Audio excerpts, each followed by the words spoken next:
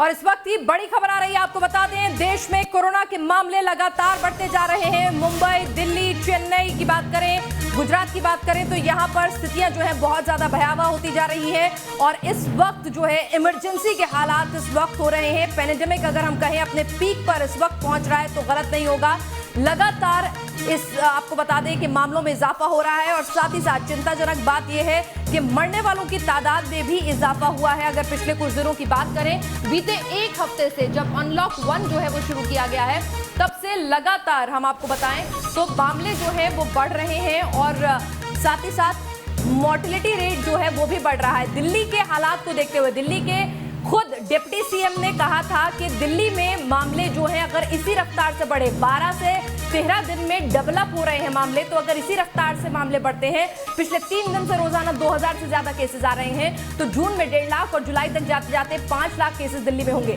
दिल्ली के मौजूदा बिगड़ते हुए हालात पर चर्चा करने के लिए आज एक अहम बैठक होनी है। 11 बजे गृह मंत्री अमित शाह और दिल्ली के मुख्यमंत्री के बीच ये मुलाकात होनी है। इससे पहले हाईकोर्ट ने भी कहा था कि दिल्ली को विचार करना चाहिए कि जो उसके खाली पड़े हुए फ्लैट्स हैं उन तमाम चीजों को, उन जगहों को जो है वो कोविड सेंटर बनाने का या आइसोलेशन वार्ड बनाने का सोचे। इससे पहले बीती रात दिल्ली सरकार ने आपात स्थितियों को समझते हुए हम आपको बता दें कि किस तरह से तमाम जो नर्सिंग होम जिसमें 10 से ज्यादा बेड हैं उनको कोविड सेंटर में कन्वर्ट करने के दिशा निर्देश जारी कर दिए।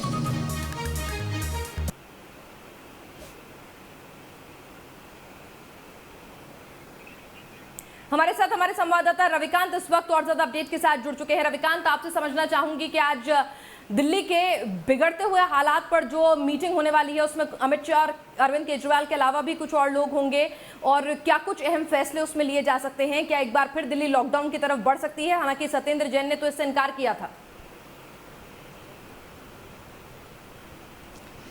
देखिए पिनाज, आज 2 महत्वपूर्ण बैठक है। पहली बैठक 11 बजे होने वाली है जिसमें केंद्रीय गृह मंत्री के अलावा स्वास्थ्य मंत्री होंगे, दिल्ली के मुख्यमंत्री होंगे और एलजी होंगे और तमाम बड़े पदाधिकारियों को बुलाया गया है।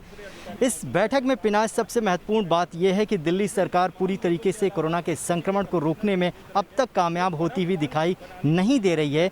इसलिए सेंटर ने स्टेप इन किया है और पूरी तरीके से कोरोना की इस लड़ाई को वो अब अपने पूरे नियंत्रण में लेना चाहता है, क्योंकि दिल्ली जो है भारत की राजधानी है और यहाँ पर कोरोना पर नियंत्रण बहुत ज़रूरी है। इसलिए ये बैठक बुलाई गई है और इस बैठक में हो सकता है कि वर्तमान जो गाइडलाइंस दी गई हैं उनमें कुछ बदलाव किया जाए।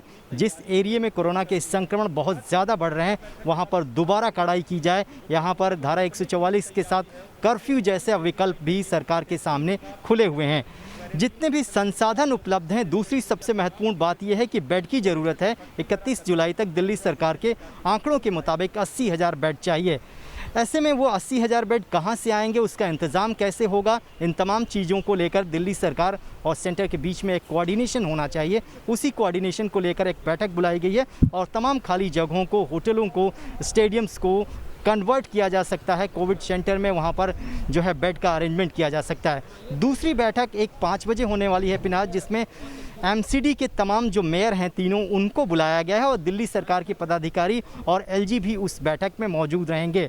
अब तक दिल्ली सरकार एमसीडी के हॉस्पिटल का उपयोग नहीं कर रही है, कम्युनिटी सेंटर का उपयोग नहीं कर रही है। दोनों के बीच में जो बेटर कोऑर्डिनेशन होना चाहिए वो अब तक दिखाई नहीं दे रहा है। इसी बात को लेकर ये बैठक बुलाई गई है कि जितने भी संसाधन उपलब्ध हैं उनका उपयोग किया जाए और किसी भी कीमत पर अब दिल्ली में संक्रमण को रोकना है, क्योंकि जिस स्पीड से कोरोना बढ़ रहा है अगर उसके संक्रमण को रोका नहीं गया तो हालात बेकाबू हो जाएंगे। और उन्हीं तमाम चीज़ों पर चर्चा करने के लिए आज ये बैठक बुलाई गई है और ये बैठक 11 बजे केंद्रीय गृह मंत्रालय में शुरू होने जा रही है।